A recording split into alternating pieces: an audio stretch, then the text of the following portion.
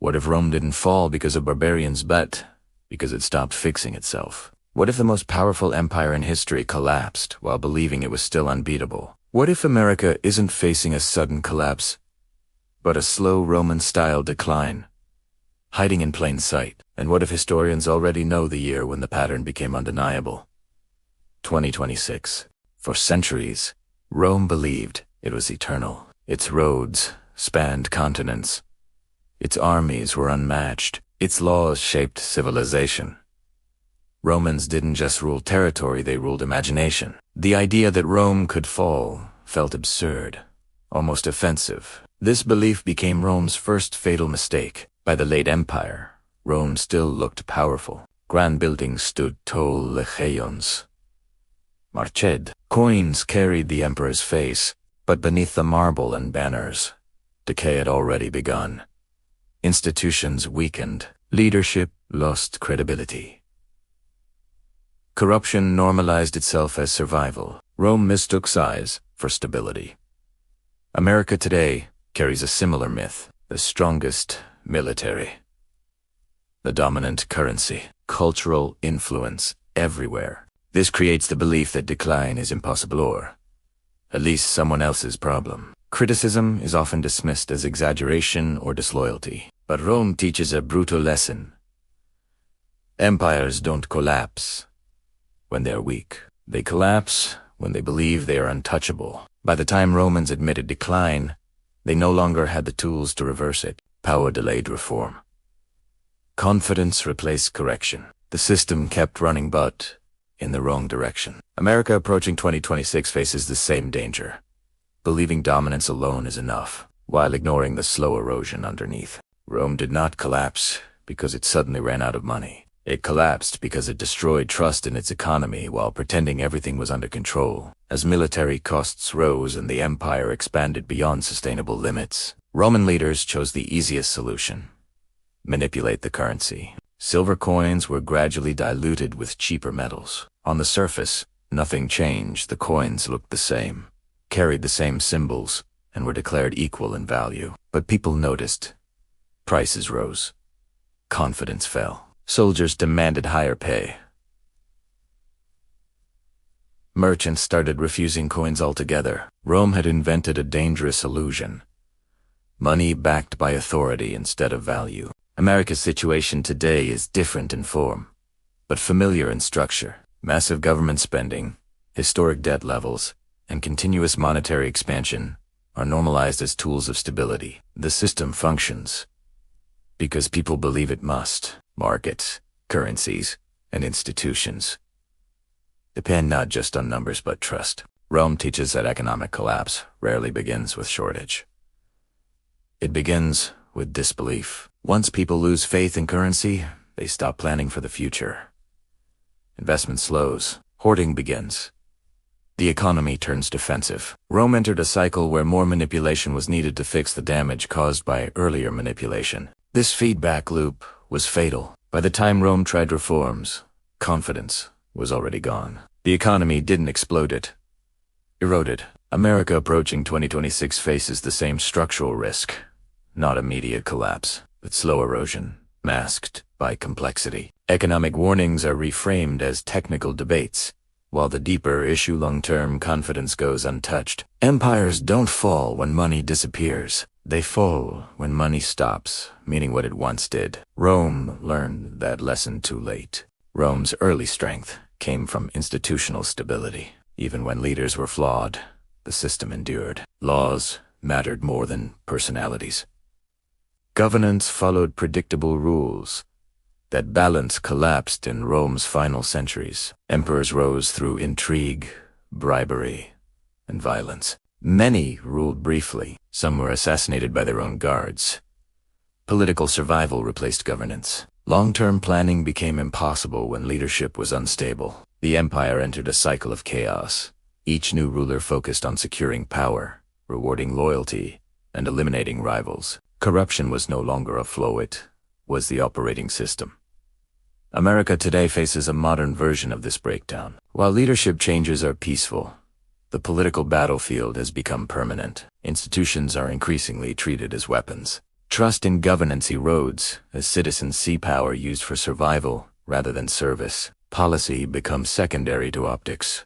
Rome shows that corruption doesn't need to be absolute to be destructive. It only needs to be normalized. Once citizens believe leaders act for themselves, civic trust collapses, people disengage. Compliance becomes reluctant. Legitimacy fades quietly. Late Rome still had laws, courts, and officials, but they no longer commanded respect. Governance existed, but belief did not. An empire can survive bad leaders. It cannot survive constant instability at the top. Rome's political decay didn't cause immediate collapse. It made collapse inevitable. When real crises arrived, economic stress, invasions, fragmentation, the system lacked the unity and credibility to respond. America approaching 2026 faces the same warning. When leadership becomes survival-focused, the state loses resilience. Rome didn't fall because leaders fought each other. It fell because no one was left to protect the system itself. At Hitseyit, Rome was not held together by walls or armies, it was held together by identity. To be Roman once meant belonging to a shared project. Citizenship carried responsibility. Civic duty mattered. People believed Rome was theirs. That belief slowly died. As Rome expanded, inequality deepened. Wealth concentrated in the hands of elites who became increasingly disconnected from ordinary citizens. The poor stopped seeing the empire as protection and started seeing it as extraction. Taxes rose, services declined, and loyalty turned into obligation rather than pride. By the late empire, Romans no longer asked, "How do we strengthen Rome?" They asked, "How do I survive Rome?" This was a fatal shift. America today shows a modern version of the same fragmentation. Economic inequality widens. Social trust collapses. Communities no longer share a common narrative about what the nation represents. Identity fractures into competing groups, each convinced the system works only against them. Rome learned that when citizens stop identifying with the state, they stop defending it emotionally. Laws become rules to avoid, not principles to uphold. Public spaces decay because no one feels ownership. Institutions lose legitimacy, not through collapse, but through indifference. Late Rome still had soldiers, taxes, and laws, but it lacked belief. An empire can survive poverty. It can survive corruption. It cannot survive apathy. Once people stop caring whether the empire survives, the collapse becomes invisible until it's complete. Rome didn't fall because people hated it. It fell because too many people felt it no longer belonged to them. America approaching 2026 faces the same danger. Not rebellion, but disengagement. Rome's military was once its greatest strength. Disciplined legions, loyal citizens, and a clear mission.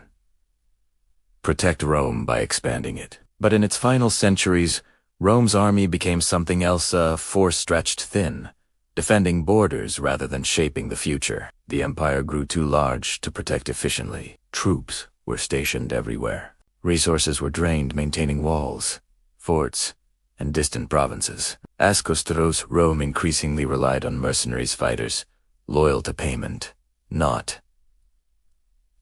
Rome itself, military service shifted from honor to employment. This weakened Rome in two ways. First, loyalty became unstable. Second, the military turned into a financial burden rather than a unifying institution. Rome wasn't losing battles, it was losing sustainability. America today faces a comparable dilemma. The U.S. maintains a global military presence unlike any empire in history. Bases across continents, commitments in dozens of regions. This creates deterrence but also exhaustion. Resources flow outward continuously, while domestic stability weakens. Rome discovered too late that defending everything means having no margin for crisis. When multiple pressures hit simultaneously, economic strain, political chaos, external threats, the system buckles. Empires fall when defense becomes maintenance rather than strategy. Rome didn't lose because enemies were stronger. It lost because the cost of staying dominant exceeded its ability to adapt. Military power without strategic restraint becomes a slow bleed. America, like Rome, risks mistaking presence for control and deterrence for permanence. The most dangerous phase of Rome's decline was not invasion or rebellion. It was Danielle. Life continued. Markets opened. Senators debated. Emperors issued decrees. 2 ordinary Romans. Collapse didn't feel imminent. It felt gradual, manageable, distant. Every crisis was framed as temporary. Every warning was dismissed as exaggeration. Rome normalized dysfunction. By the time reality became undeniable, the choices were gone. Institutions still existed, but they no longer worked. Authority remained, but legitimacy didn't. Rome didn't end with a single event. It faded into irrelevance, while insisting it was still Rome. America today shows similar signs. Crisis becomes routine. Debt is normalized. Political instability is expected. Social division is accepted as permanent. Each issue is treated in isolation, rather than as part of a pattern. Rome teaches this clearly. Collapse doesn't begin when people predict it. It begins when people stop preparing for it. Denial is comforting. It preserves pride. It avoids hard reform, but it guarantees decline. Empires don't fall because warnings are absent. They fall because warnings are ignored. Rome didn't wake up one morning defeated. It woke up one morning no longer central to the world it once ruled. If America repeats Rome's final mistake, it won't be sudden. It will feel familiar, manageable, normal. And that is exactly how empires end.